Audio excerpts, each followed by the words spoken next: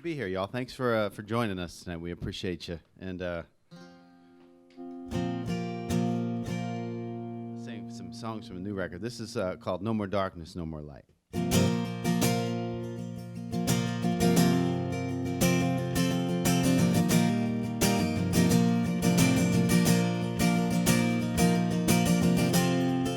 Stare through broken mirrors, shattered reflections of the past. I think we may be standing in the same shadows that been cast. Darkness, no more darkness. Broken days of feet, dead of night. Darkness, no more darkness. No more darkness, no more light. And a trail we choose to follow, it's as cursed as it is blessed. Is there mercy that we all must face before the dead can rest? Darkness, no more darkness. Broken days of feet, dead of night. Darkness, no more darkness. No more darkness, no more light. And if you listen to the song that's settled on to breathe,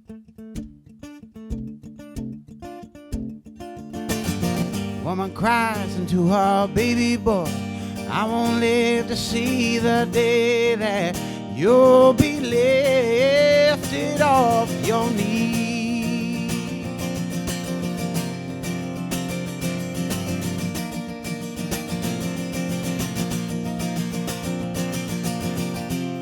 Some days it feels so hopeless, nothing's making any sense. Flags we raise in praise of ruthlessness, posters in our sins. Darkness, no more darkness. Broken days that feed the dead of night. Darkness, no more darkness. No more darkness, no more light. No more darkness, no more light. No more darkness, no more light.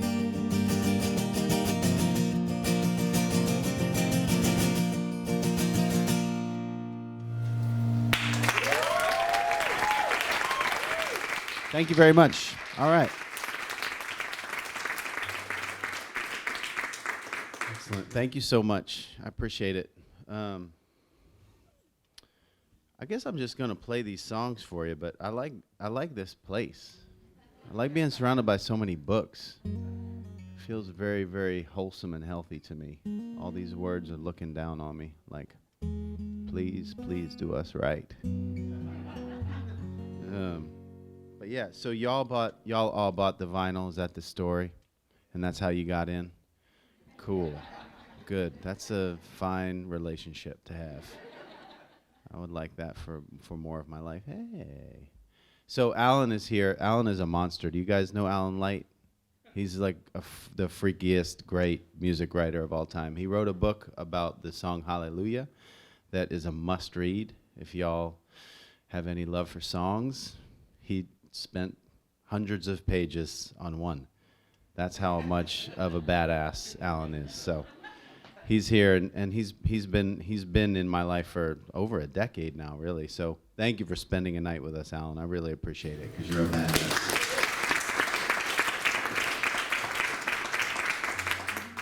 This is like waiting for Guffman. I'm not sure who's going to sit here. You can. I don't give a shit. Take any seat you want. It's sort of a bookstore, so you sort of, if you want to shop while I'm singing, I'm open. I'm open to it. So I'll play some stuff from the new record. This kind of be a new record thing.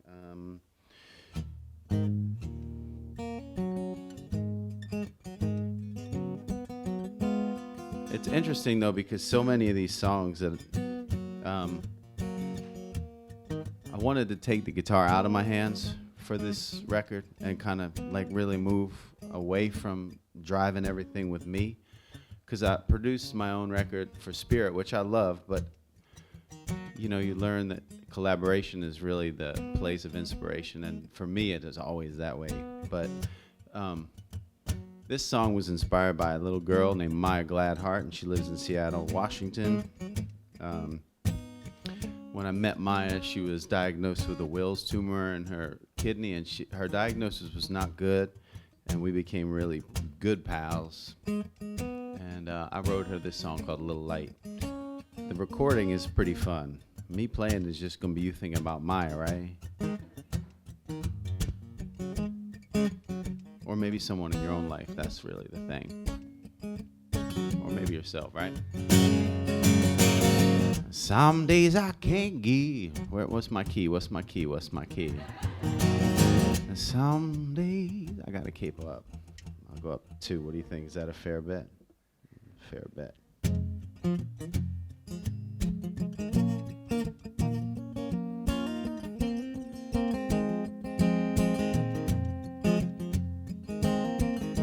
Some days I can't get myself out the box.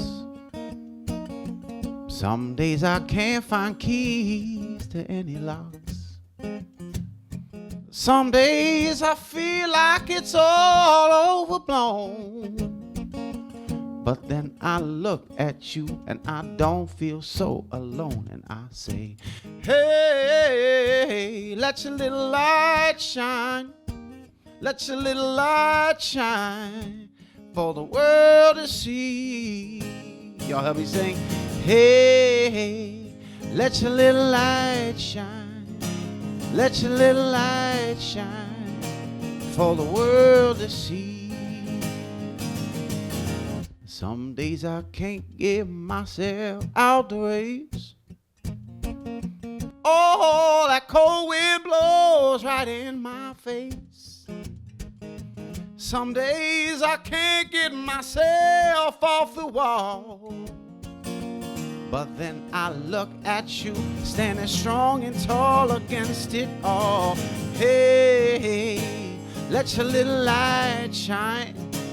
Let your little light shine for the world to see. Yeah. Hey, let your little light shine. Let your little light shine for the world to see. Now I'm gonna keep on looking for the star in the sky. I'm gonna keep on looking for the star. Yeah, oh.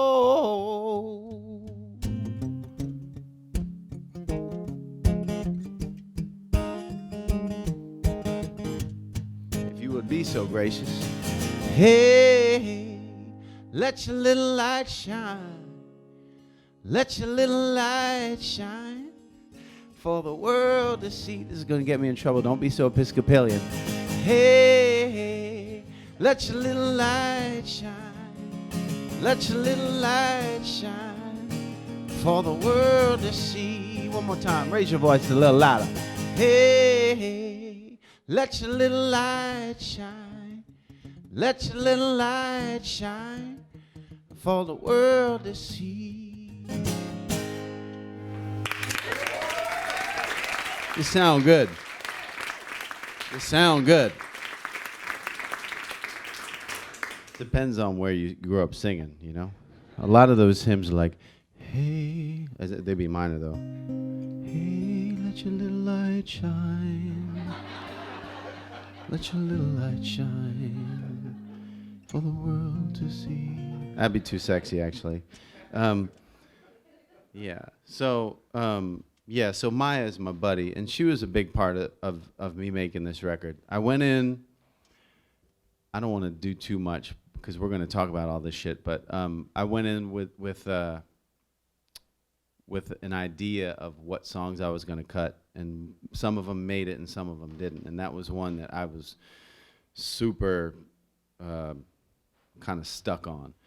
But the interesting thing about that tune is Tony Berg, the producer of the record, who I give a ton of credit. When you listen to this record, you have to also, like, you're passionate people. Like, you're here at this show in a bookstore on a weeknight, you know, like you mean it. So go and check out Tony Berg's stuff, this stuff that he produces. One of the records you'll hear is a guy named Ethan Gruska, who is one of my new favorite artists in the world. And he's all over this record. And he and Tony are kind of this funny team. And they're just soulful, beautiful people who really love music and helped me get to a place with these songs that I definitely wouldn't have got to on my own. So a lot of daps to those guys. I'm going to do this song called Dying White Light now, which isn't on My New Moon, but we're going to Perry, my manager here, if you've ever seen someone pacing the side of my shows, maybe in the audience or the side of the stage, that's Perry. He's been my manager for about a decade, almost a decade now, buddy. I know, we're getting old. But Perry used to work for Blue Note Records, and maybe after this one I'll do Tops. I'll do Song for Tops. And Perry and I met at my label, which is Blue Note Records, in 2004 when I got signed, 3 or 4. And just giving some more credit where credit's due. This dude's been so important to me in my career, so thank you very much, sir. Appreciate it. Could you guys give him a little hand?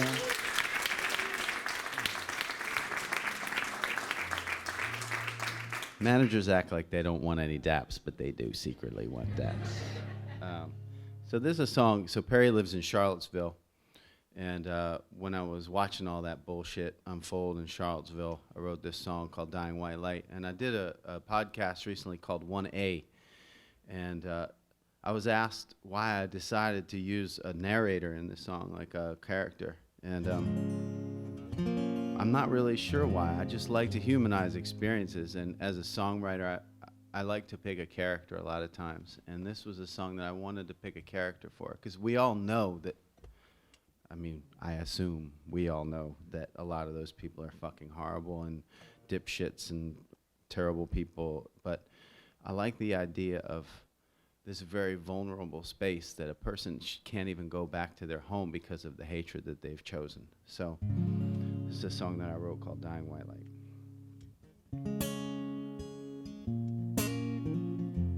Like, my hope is that that person feels as outcast in his own home as he's trying to make other people feel.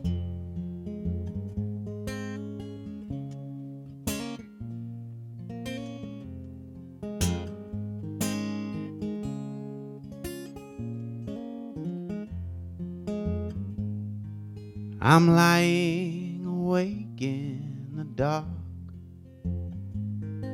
while you're out there screaming in Jefferson Park, grooming the dome with the flames you incite.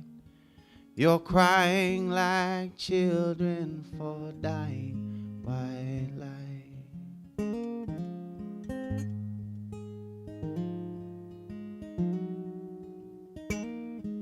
You're out there instilling your rage,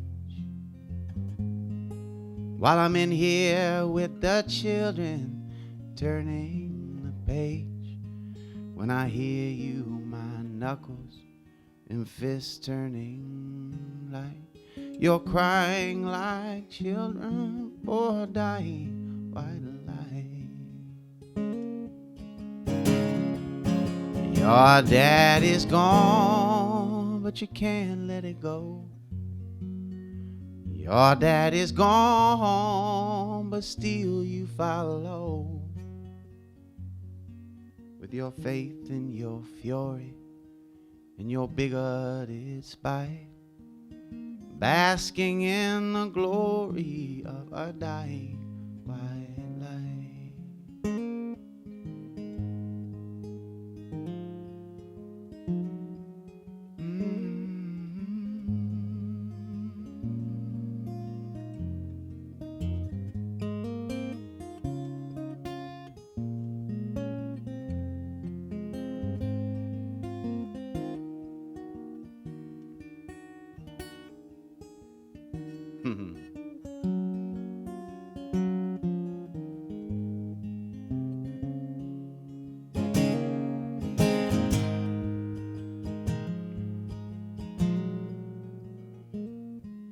I'm trying to undo what you've done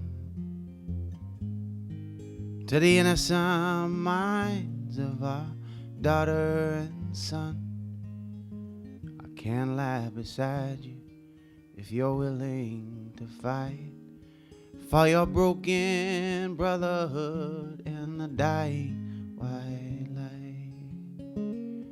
I'll be leaving in the morning, sunlight's first sight. You'll be living alone in your dying white light.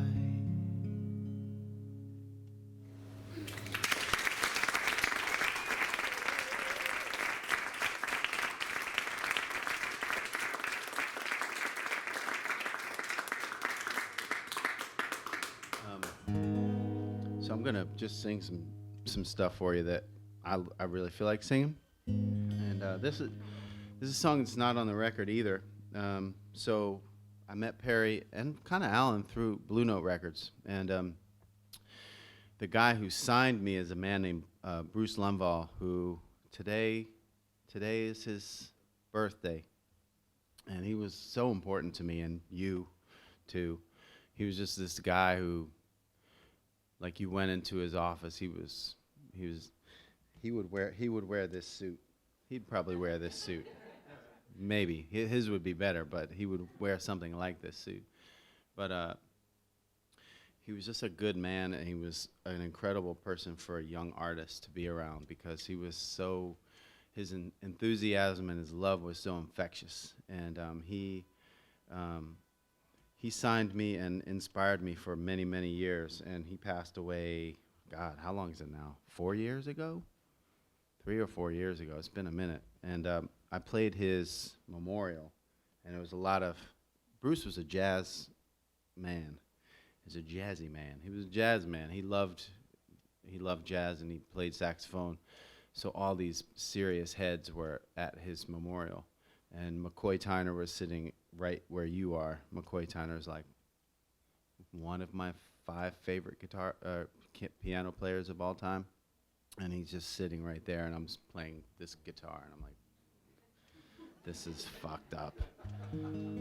But I wrote this song for him, and I think people liked it, and I think Bruce would have liked it. So Bruce wanted to put on a festival in Cuba before he died, but he had Parkinson's, and Parkinson's kind of took him pretty quickly, and he wasn't able to get back to Cuba. He did a festival, right, like in the 80s, early 80s, but he wanted to do another one, and he just got too sick to do it. But so I wrote him this song.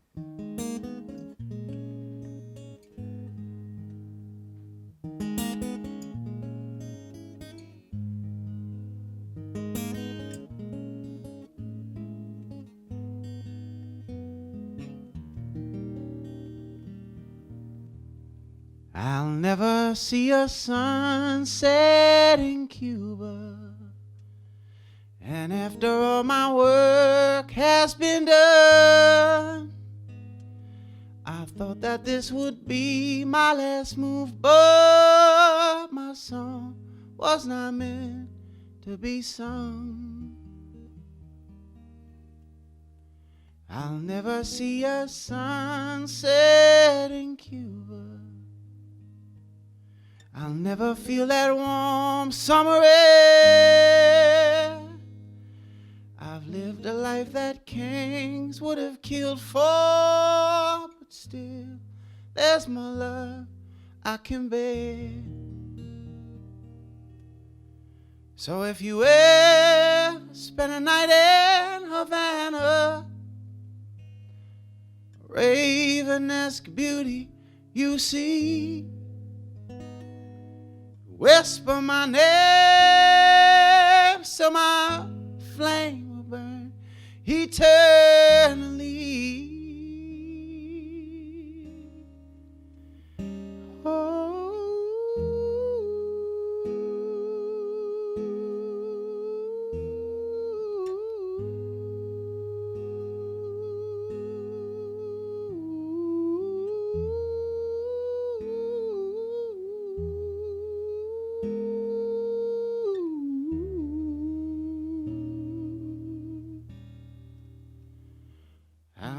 never see a sunset in Cuba.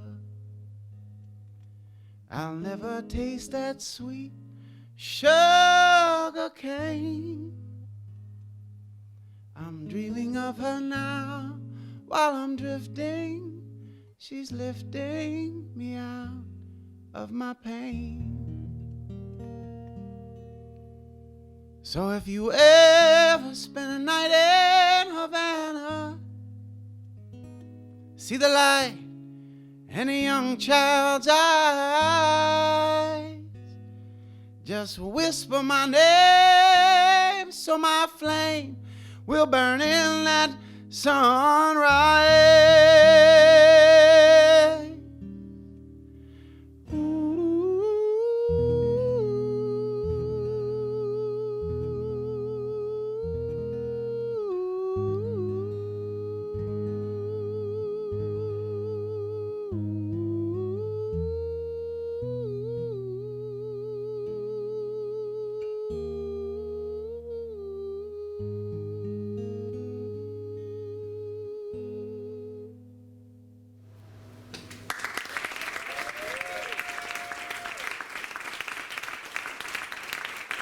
Thank you very much.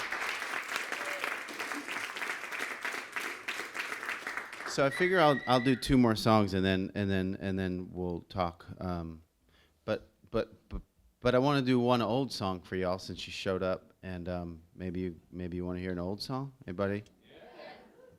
Soul Suckers. Careless, Soul Suckers.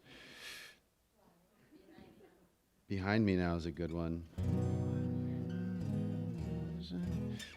I'll learn that for you. Just not now. Supply and Demand's good. How about I just do this? Tops, the song that Tops signed me to was a song called Keep It Loose, Keep It Tight, and that was the thing when I walked into his office.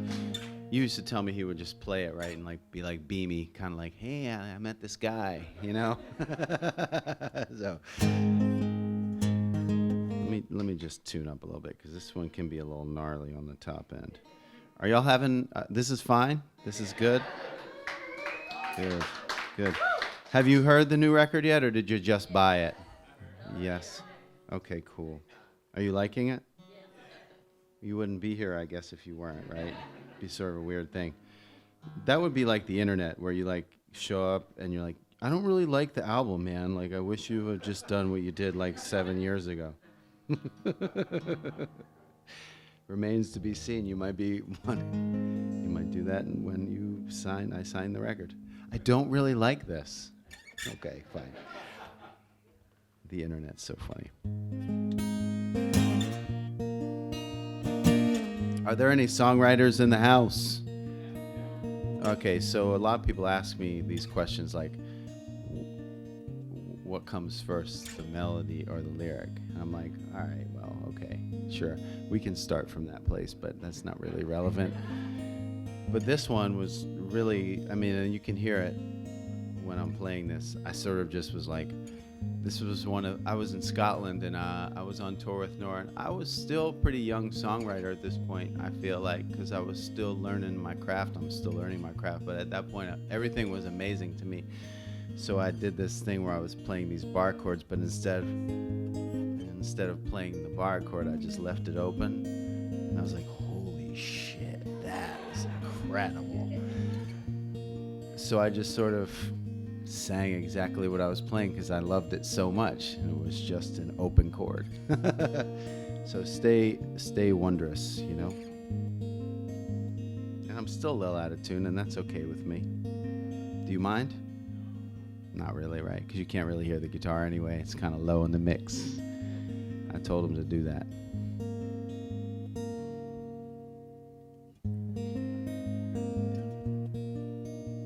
It's more tolerable.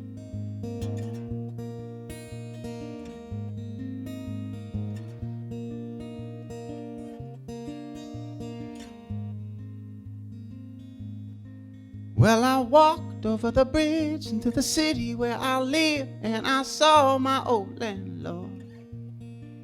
Now we both said hello, there was nowhere else to go, his rent I couldn't afford.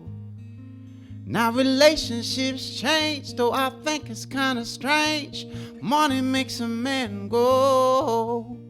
Well, some people they claim if you get enough fame, you live over the rainbow. Over the rainbow.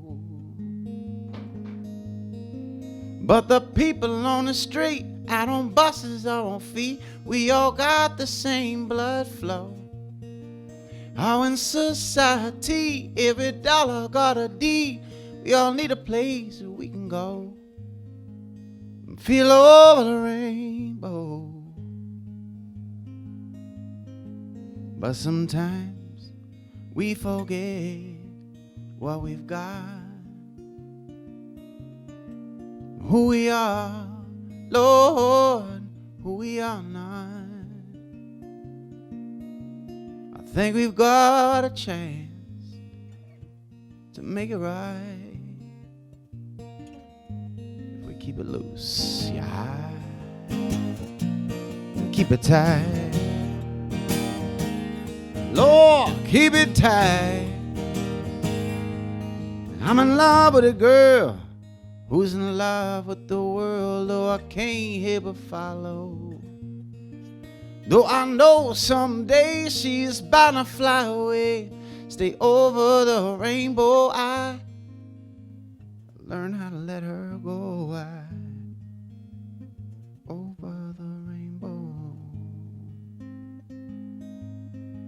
But sometimes we forget who we've got, who they are, Lord, who we are not. There is so much more in love than black and white. You gotta keep it loose now, child, and keep it tight. Keep it loose now, child. Lord, keep it tight. Lord, keep it tight. Yes. Yeah.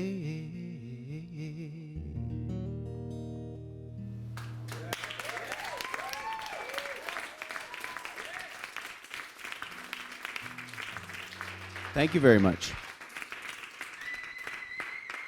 Oh, thank you very much. Yeah. It's one of the old ones. So I'm going to finish with a new song on the record.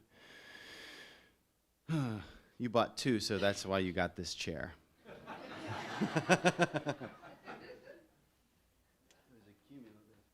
Thing. Since you have two, what song would you want to hear most off of the new record? I Get Weak. Oh God. Okay, I should have never asked that question. It's one of them I don't quite know yet.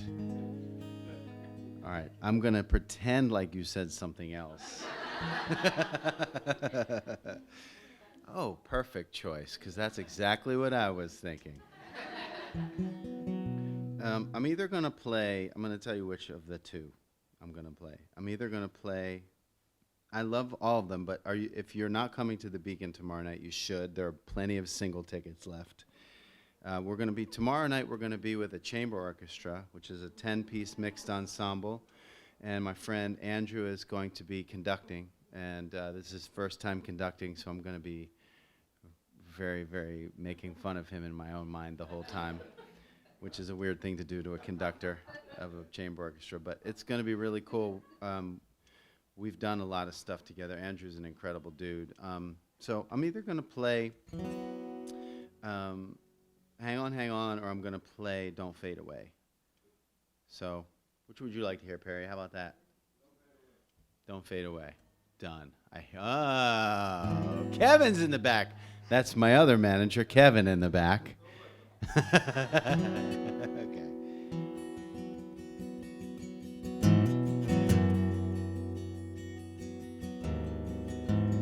So this is the reason that Tony wanted to produce the record. This is the first song I ever played him of this batch of songs, and this is a song that I wrote for a friend of mine whose child passed away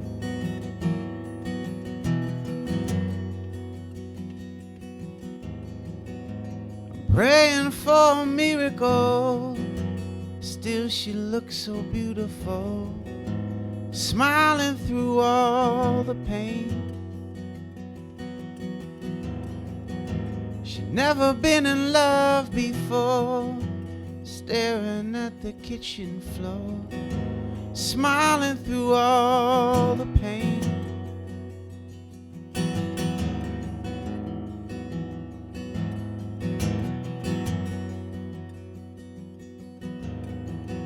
She feeling like a queen tonight, dancing in that new moonlight, smiling through all the pain.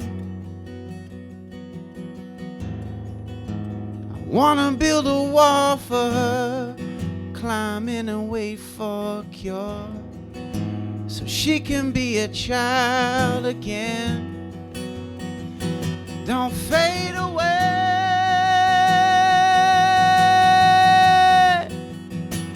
don't fade away,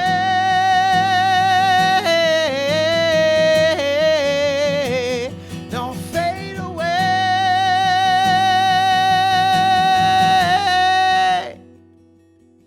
'cause I need you here.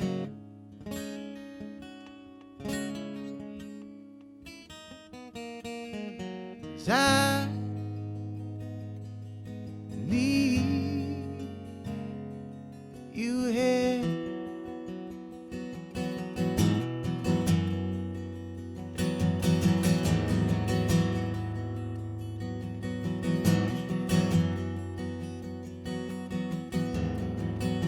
Graffiti on the highway wall, on the way to the funeral, says everything's meant to be.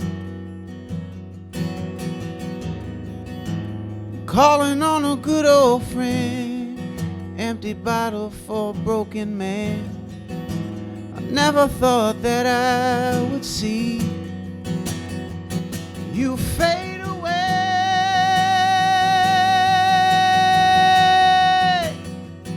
you fade away,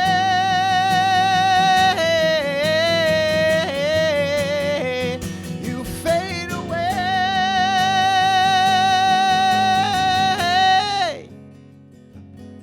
'cause I need you here.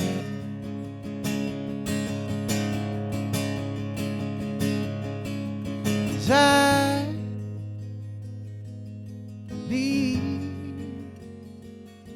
you here.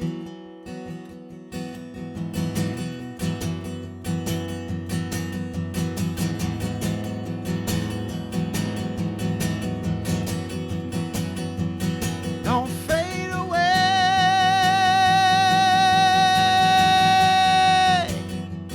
don't fade away,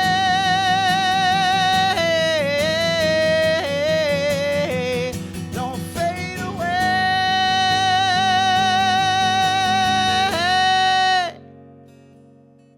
'cause I need you here.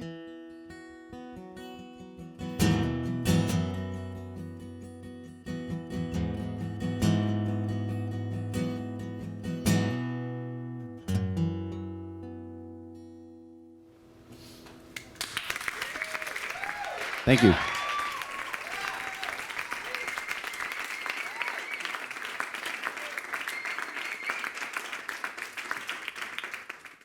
I hate following the singing because really they want to hear the singing. So we are here to talk about my new moon. #1 on the Americana chart, #1 on the rock chart, top 10 on the album chart. Fast out of the gate. And tour opening tomorrow night in New York City, which, by the way, what kind of fool opens the tour in New York City? A fool from Philadelphia. Do you want to kind of build up to that a little bit? We have a weird way of starting where we're not supposed to, but it always shitty management. That's right. Somebody shitty ass management. messed that up. So, but let's talk about the genesis, some of the inspiration for the record, because you just played Little Light, which was a sort of seems like a formative song for where this project went, and is a story that goes back quite a number of years, right? I mean, we're talking about an album that in some ways has kind of been brewing, percolating, simmering for like a decade. So where does the story of My New Moon start? Well, it starts with the song I just played, which is Don't Fade Away. And it's interesting because Don't Fade Away is where the record ends, and Little Light, for me, for this cycle, was sort of where it started. I really wanted to get that song out for Maya, but also for other people who are struggling with the same kind of situations, as an uplifting song, because of the stuff that I did with Musicians on Call and Melodic Caring Project, where we would go and play for people who are too sick to leave the hospital or in quarantine. And I just connected with that as a part of the mission and the service of playing music. And I really wanted to get a song out there that I was like, all right, cool. This is sort of quantifies how I feel about this part of my career, you know. And where did you find out about or plug in or start with those organizations and others? I mean, there's a bunch of different efforts that you've made for this sort of music and outreach. Yeah.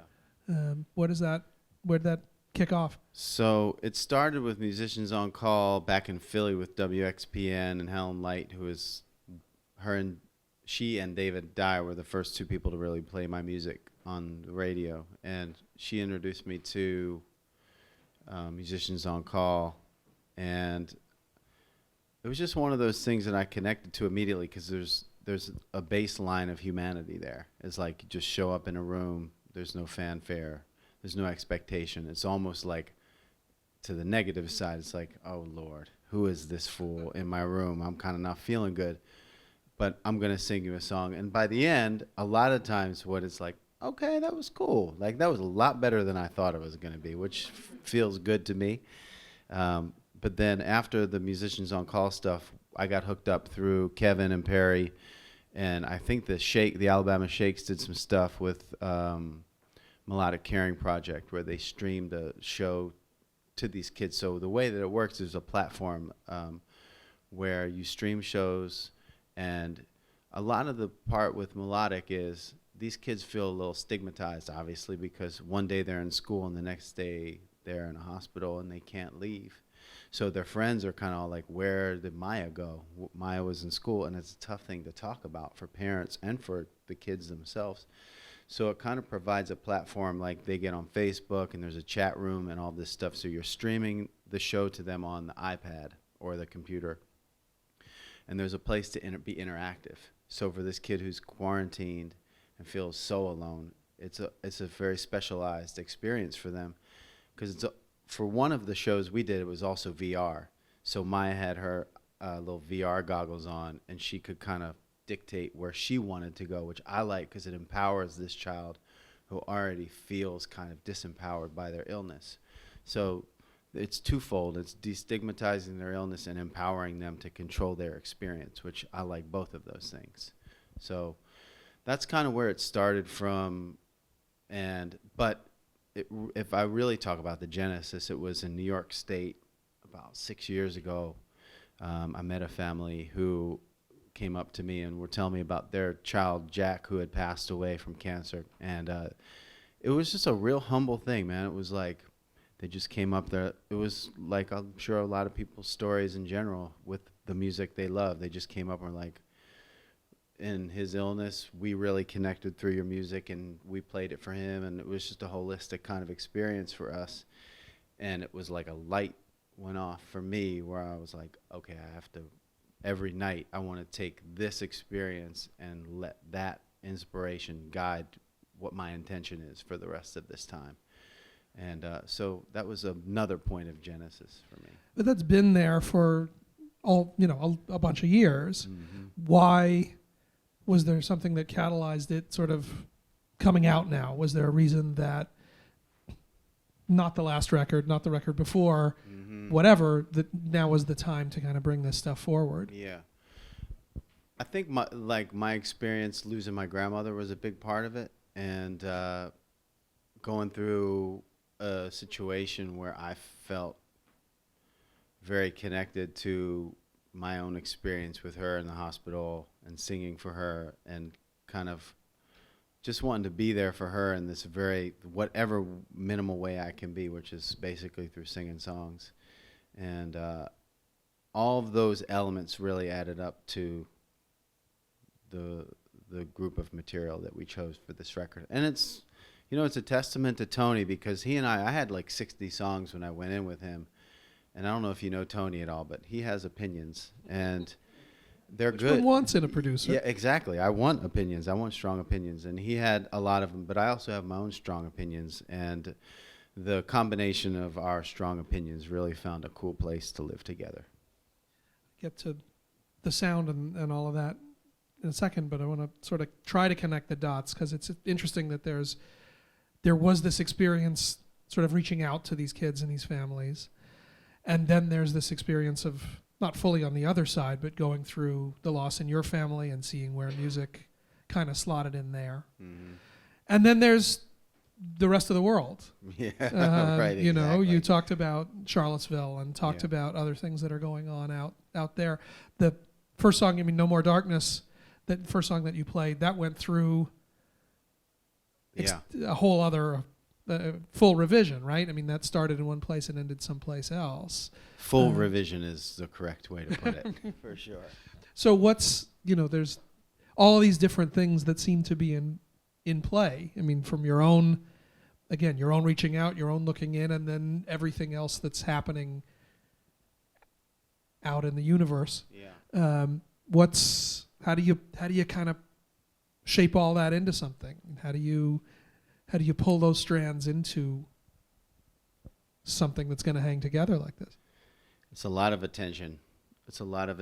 Like Tony and I and all the musicians on the record put a lot of time into, like, because No More Darkness, No More Light was originally entitled, ironically, it was entitled Bakersfield. And it was just kind of about, I don't know, the easy side of love, like when someone cooks you a meal, simple stuff like that. And it was cool. It was a cool tune, but I didn't feel deeply connected to the lyric. And there was so much stuff on this record that I felt really deeply connected to lyrically, that he challenged me. Like, what happened was, Tony is a big Beatles fan, and his idea for this song was to try to, which didn't come out Beatlesy at all, but the original idea for that track was the two of us. So Jaron Olevsky, who is the musical director of my band, came up with this little riff, which was like, kind of like the two of us, you know, but a different rhythm.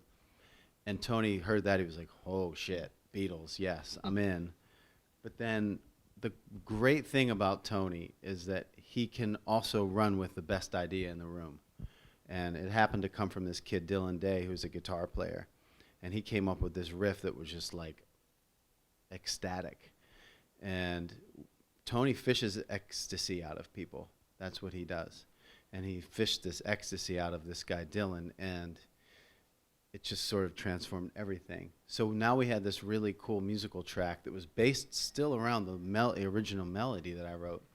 But now the lyric wasn't really living up to the power of that music that they created. So I rewrote it. And it took me a long time. And he was like, if you come up with something, let me know. And it was like a week left in the project. We were kind of really coming to the tail end of it. And I listened to the daily podcast after Stoneman Douglas happened.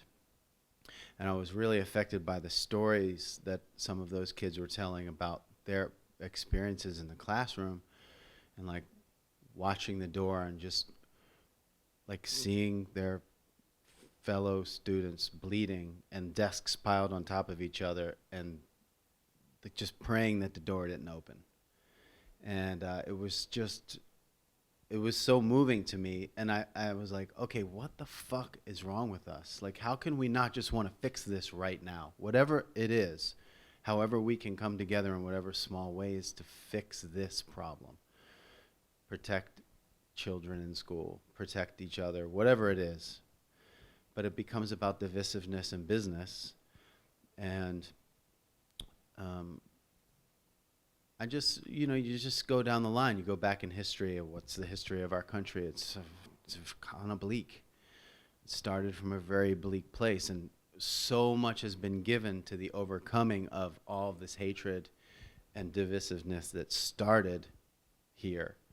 And so many lives have been given, and it's just inspiring to me to know that progress is possible despite the moment you live in.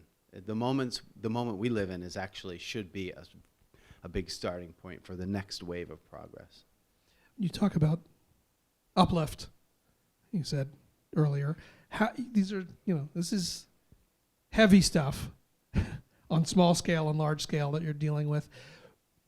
How do you fend off the despair? I mean, how do you, to say, oh, okay, I want to try to find something positive or forward-looking or whatever it is. You can say that, but what is it to try to find that in these songs? What is it to try to look into a situation like that, look into some of these relationships with some of these kids, but express something that's toward hope and towards looking ahead? It kind of goes back to that moment I told you with those two parents. It's about the service of it and about wanting to tell other people's stories as much as my own. And in whatever small way I can, like if I can hold my grandmother's hand while she's dying and sing to her, or if I can listen to these kids tell their story and just draw from their pain and their inspiration and just try to tell a little bit of their story, just push the rock a little bit further. I don't know if it's ever going to get to the top, but I'm trying. And does it shift your thinking about music, your relationship to music? Was that kind of in there all along, or was there something that came to a different focus out of this set of songs for how you think about your work? In the beginning, it was just wonder. It was, like I said, it was like a snake coming out of a basket. It's like you play an open chord, and that's like the world opens up to your mind. And now that I listen to a lot more music, and I've been doing it for like 15 years, I think about how do I help people? How do I connect with people? Like, it matters to me that folks show up every night, every single night, and that's really why I do it, because I want to feel good, and I want other people to feel good. That's kind of like the simple relationship. Otherwise, why are we bothering? Yeah, what are we here for? We already know where we're going, We know how it ends. Yeah. Let's talk a little bit about, you've made these mentions of Tony, but you made a very deliberate decision to put yourself in a different place, different context, different setup for how this record was made. You said before you produced the last one. You're not doing that again. Not for a while. Not doing that again immediately. It's going to be a minute. What were you? Was there a goal? Was there a target in your head at the outset, or was the idea, I'm not going to go in that way, let's see what we find? My idea was to try to chase the best songs down that I had, and to work with someone who cared about them and he was such a great partner. It's like, it is a marriage. It's a short marriage, but it's a marriage. It's like, there are lots of days where both of you are like, fuck, I don't feel like going in. But you do, and you work it out. And by the end of the day, something great happens. And that, to me, is like when I hear about people talk about good marriages, it's the same way. It's like some mornings you wake up and you're like, fuck, I don't feel like doing this. But something happens, and by the end of the day, it's better. And you renew everything over and over again. And he and I did that a lot. The idea really was, I wanted to seed a lot of like internal control mechanisms that I had put in place in the past, like be an auteur. I don't want to do that on this record. I want to be inspired. I want the space to exist for Dylan to change my mind, and I don't mean Bob, I mean Dylan Day. Bob can change your mind any right, day. Yeah, he'd be like, or Chris Dave to come in and do something just like blows your mind, freaks you out, or Ethan Griska completely like the way that he's an architect of tone and also of feel. Like that dude is very deep. If y'all don't know Ethan Gruska, you should really go listen. What was the band? He was in the Bell Brigade. Bell Brigade. I couldn't remember the name. Yeah, I love that. With his sister. That record, yeah. Yeah, but he's made his own record since then, and he's a beautiful musician. So all these people come in and they fill your songs up with shit that not in a million years I could have never come up with. And that's part of the giving up of control that's beautiful. You let go of some of the fear that you're always right. You know you're not always right. I learned that many times over. And now I get to learn how right other people are in the light of these songs, which is a revelation.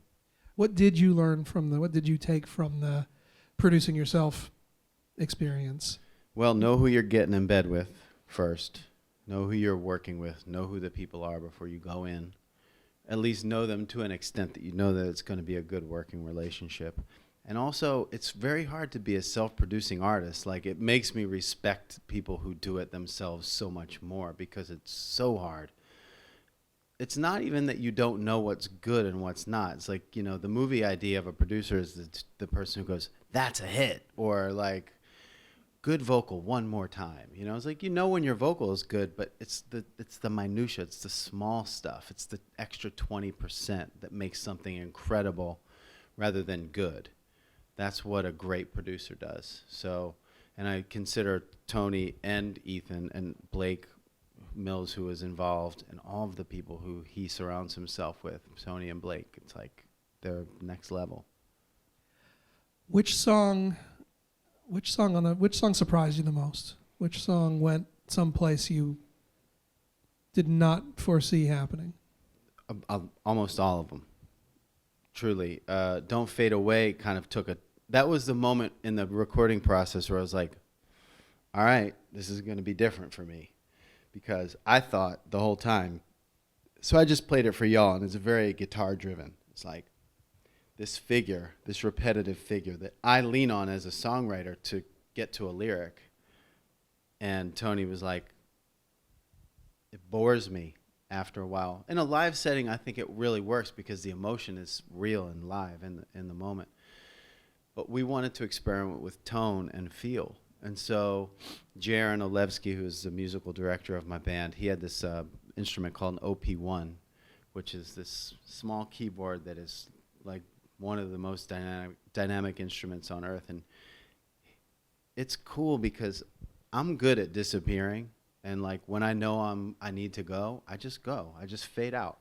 And Tony and Jaron got into this moment with this instrument where Jaron was just figuring tones out.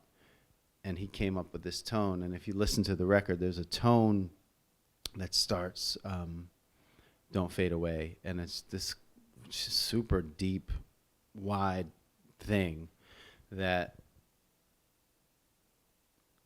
I remember at that moment it was kind of like the first day of school or something like that, where like, I don't want to go in. I don't want to do it, but I got to go. And I just let go. And from that moment on, he and I had this kind of interesting back and forth.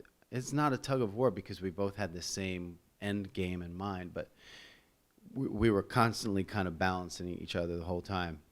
But that was the moment where I was like, this is going to be different for me, but I know this is going to end up good. So that was one, but I could tell you 3 hours worth of stuff like that, and I'm sure everybody wants that desperately. Is there usually that moment where it comes to focus on a record? Like you said, you brought dozens and dozens of songs in, you were working through. Mm-hmm. Does it usually happen where there's that day where you're like, oh, okay, I get what we're doing here? It was really, the punctuation was really Chad Blake who mixed the record. And I knew that we had a bunch of good stuff. I knew the performances were strong. I knew the musicianship was incredible. I know that Tony and I did our homework and vetted the songs the best we could, but mixing the record is kind of the end game. And Chad mixing the record really brought stuff into focus. And it was at that moment, kind of when I was getting the mixes back, was like, because it's interesting when a producer and the person who's going to mix the record, they know each other and they have a relationship. So Tony was like, just wait till when Chad gets it. And I was like, well, fucking Chad doesn't have it, man. We have to figure this shit out. But he was right, because when Chad got it, it came back and it was like another musician in the room the whole time. That's the thing. Like, a great mixer is like another player in the room who's just been watching the whole time and like, so you should do this now, actually. And he's a genius. He really is. He's a genius dude. So just tonally, and a lot of people will talk about the sonics of the record, but he interjected so much musicality into it. Like, it's not just tone, it's like dynamic.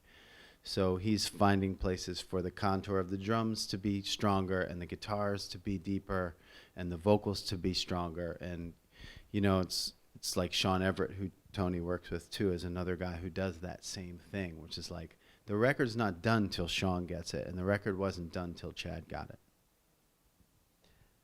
I know you want to take questions from everybody out there, so this is my giving you warning that I'm soon going to go look to you guys for questions.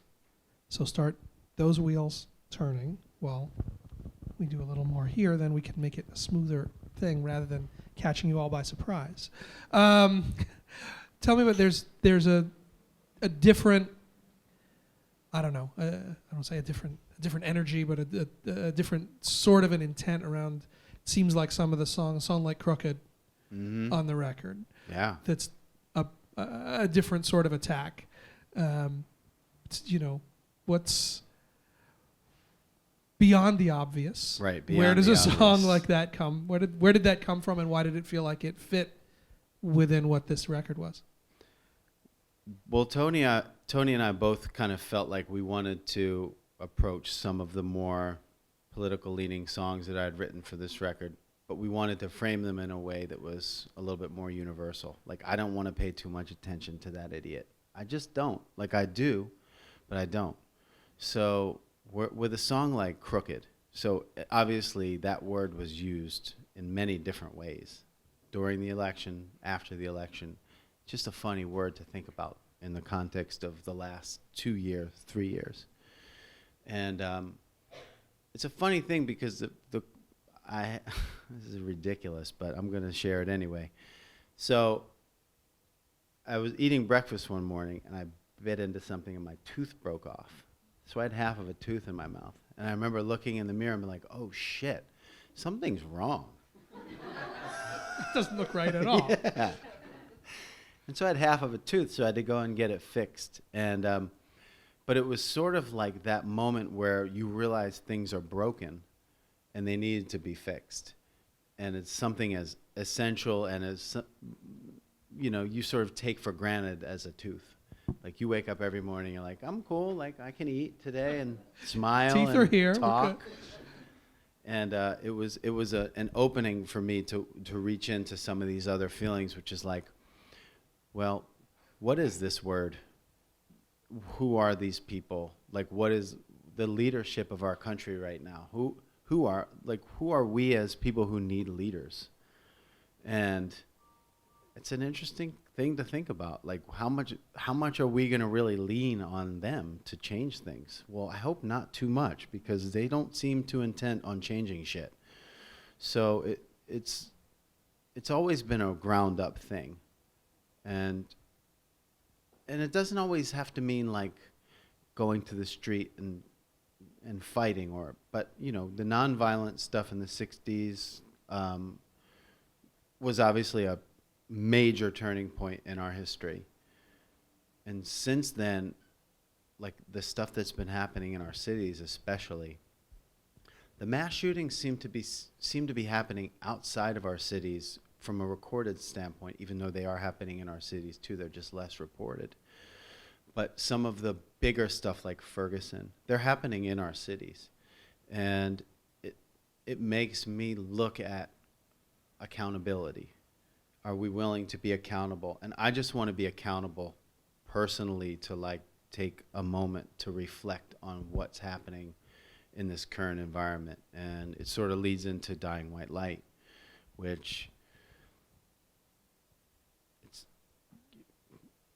when President Obama was elected, I think we all breathed a sigh of relief. It was like, okay, cool, we're not going to elect crazy people forever.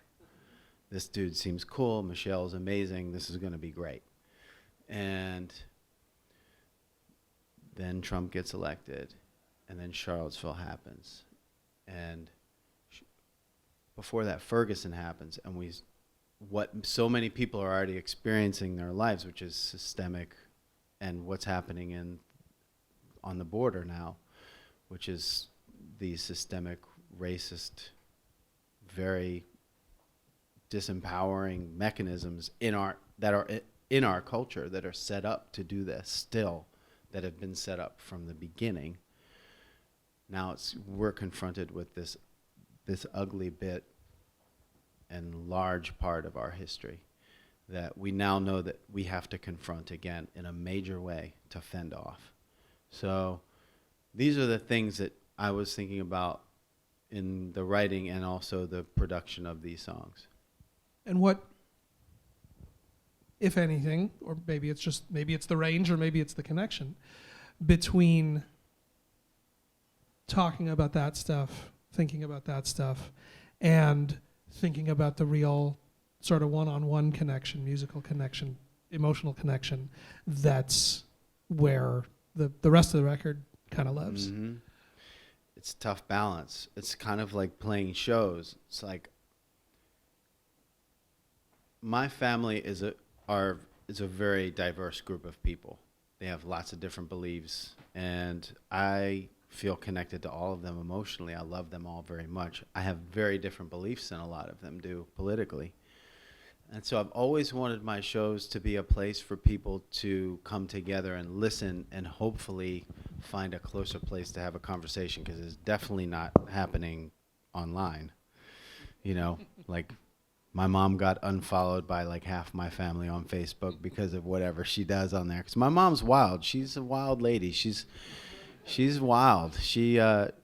She's so far left there is no left, you know, like she wants everyone to be taken care of, and she believes in the righteousness of her existence and in the existence of other people. So but I've always wanted to use my platform to bring people together, but it makes it very challenging when the ideologies keep getting further apart. But I would love for that to be a thing that happens even once. Just two people come to the show and they're sitting at the bar during the set and they strike up a conversation and they get a little bit closer to each other just from an ideological standpoint. Because I think that the future of what's happening in our country is that, and this is the thing that I rant about and I get so angry about, is education is so not prioritized. And I think that's a school teacher talking. So listen. It's a school teacher, and it's also yes. It's not only a school teacher, but it's just a rational human being who's like, all right, I've been to Salinas, Kansas. I've been to Oakland. I've been to Philly. I've been to Detroit. I see Texas. I've been to New Orleans. Like, why are we not, as an entire nation, just prioritizing education first? Like almost more than everything else. Healthcare, education, how can you not What's your argument against that? Yeah, what is your argument against education? How can you stand and go, I don't believe in the future of our children's education. Do less of that. Yeah, but it is a thing that's happening every day. Class sizes are getting bigger. Schools are getting less money. And it's the thing that I think could pull us together as an ideological starting point of where do we want to put our money? Because everybody feels so fractured in money. Like, where do we put our money? Can we start there? Let's start there. Let's make progress. It's not going to be in 2 years. The tests are not going to tell you that your money was well spent. But in 10 years, but it's kind of like the place I've built my career from, which is I want a catalog.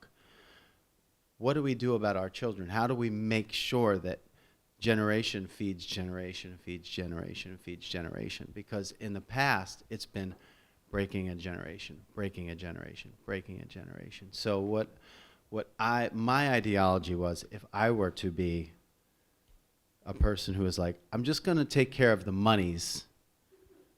Let's put a lot of that into the schools. Let's feed our minds. Let's come together as a nation from a place of education. And that just feels like a very simple fix to some of this stuff to me, because I think that thinking together and being able to discuss ideas rationally and critically, but it's a lot harder done when people are resistant to even feeding their children ideas. All right. Let's see what you guys are thinking out there. There's a hand up back over there immediately, so let's go to it. Oh, we've got a microphone and everything. Very fancy. Bald guy in the back. Yeah, bald guy in the back. Next to this beautiful blonde. Perfect. Good for you both. So, I don't know how to bring worlds together or ideologies or countries together, but I can say you're bringing families together. Good. Because you know, the family is the basic building block of any society, having fathers at home, raising kids. And February 2nd, 2010, you got sick, and you weren't able to play the show in Salt Lake City at the Depot. Very sick. You remember that? I do. So that night, my wife and I were going to go independently. We weren't even dating at the time. We just had a class together. And long story short, she texted me and said, hey, did you hear Amos Lee canceled his show? He's sick. And I was like, bummer, because I was hoping we were going to hang out, right? And, you know, date and you had a plan. Listen to your music. I see. Yeah, I see we had some ideas. I did anyway. She didn't. But I asked her if she wanted to hang out, and anyway, we went to dinner that night, and you know, now we're 7 years married. We've got twins. We're happy. I'm a present father. I'm in long-term recovery. Yeah, you know, nice, there's man. just a lot of good you're doing in the family. So that's how you. Well, are that's making a y'all. difference. You did that. I had didn't nothing. even- I you- just got sick. You got sick. You didn't even. Oh, and you didn't even we- show up. Why do you get that credit? Thank you. Yeah. Thank you. And- Every and we heard- illness I get. We heard you in procreates Boise, by the medi- way. 3 or 4 weeks ago, you were in Boise. Yeah. You killed it. It Thank was you. awesome, and this is her birthday, so everybody wish Happy her a birthday to you. Wonderful. Happy birthday. Well, congratulations to y'all. Thank you. We've got over here. Hello, Oh, hey. Hello. How you doing? I'm good. Where are you coming in from? Connecticut, Connecticut. Westport. Okay, cool. yeah. So I have a question. This album is great. I've listened to it many times already, and I also love your band. Yes. So would you do an album with your band and this producer and this mixer and everything? The thing with your band is that it's almost you don't even think. You just like look at each other and you know what everybody's doing and you play off each other so Yeah. incredibly that Yeah. it would be fun. Yeah. The tough part is that playing live and playing in the studio are really different things. So I've done records with my band. Mountains of Sorrow was done with my band. Spirit was done with a lot of my band. I've included my band in a lot of stuff. Like I was saying earlier, when a producer has their folks, it's kind of nice to use them because they just have a communication process that's a little bit more streamlined. And on this, any record really, you just want to make it easy, and because it is so scrutinized, and every moment is kind of important. So I love playing live, and if you heard the Red Rocks record, that's like us playing live in a studio. Yeah. So And it seems like challenging yourself yeah. sonically, structurally was really important this time. And for all Yeah. the everything that's great about being that like Yeah. locked in with the band, Yeah. that's not the place that you're necessarily going to find Right. the things that are going to push you outside of that. Yeah, I didn't really want to be in control of the situation. I wanted to be a meaningful part of the solution, but not entirely making every moment mine. Is that hard to give that up, or is that? No, it actually isn't. Not when you realize that that's the best idea. You got time for one or two more? There's 1, 2, 3 up. Let's try and do those. First of all, thanks very much for doing this. It was really awesome. Pleasure. And I was just wondering, like, if any point in your career, if you met like anyone either really famous, like a famous recording artist, or maybe someone that's not as famous but that you really looked up to, that knew your stuff, and you were just like, wow, I can't believe this guy knows me. Like, you know, like. Bonnie Raitt was like that for me, where I was Thanks, like, man. wow, shit. The best. Yeah. Bonnie, the best. She's the best.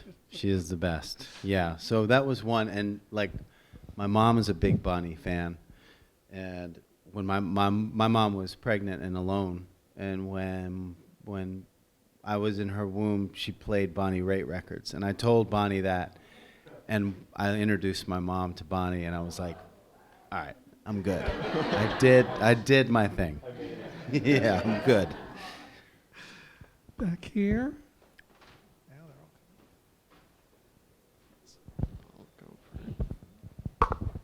Hi.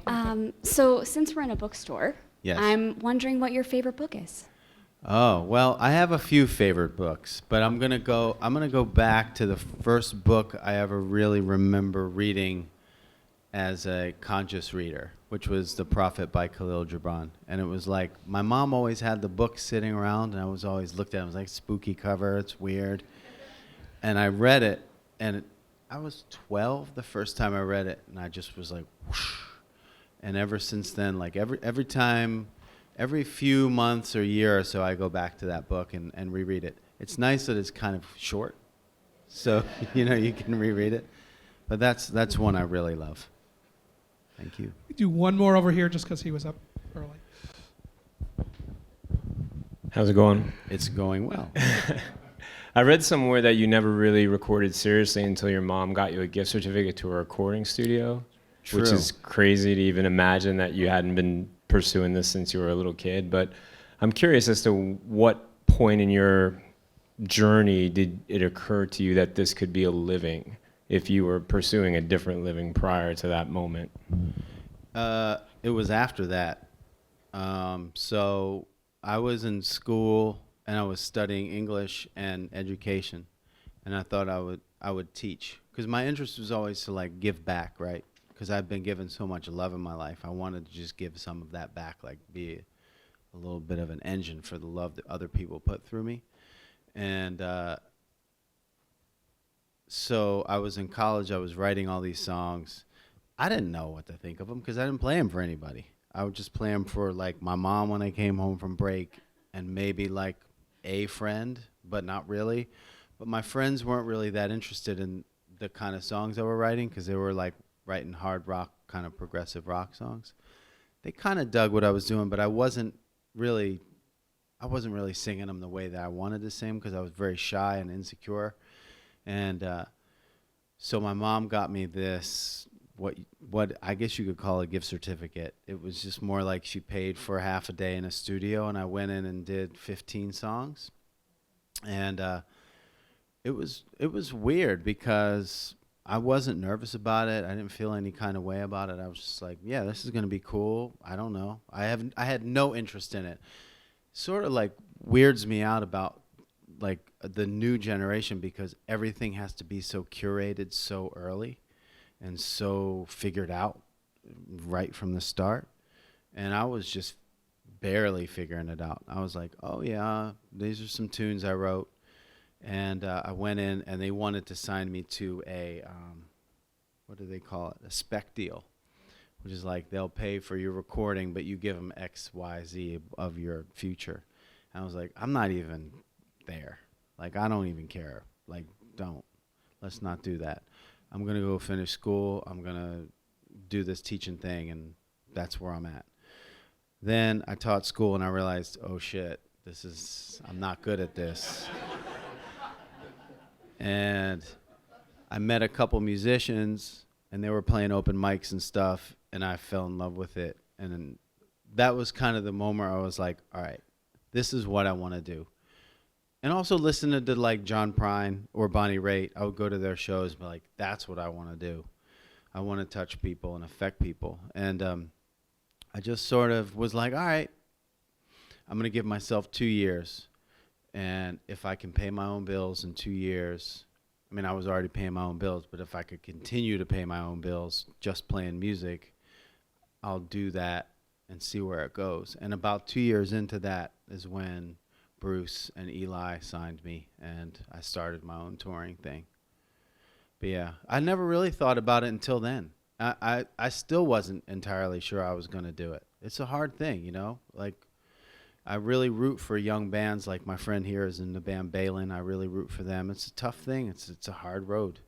It's a lot of tough stuff. You have to give yourself up for a long time to just find what you love. So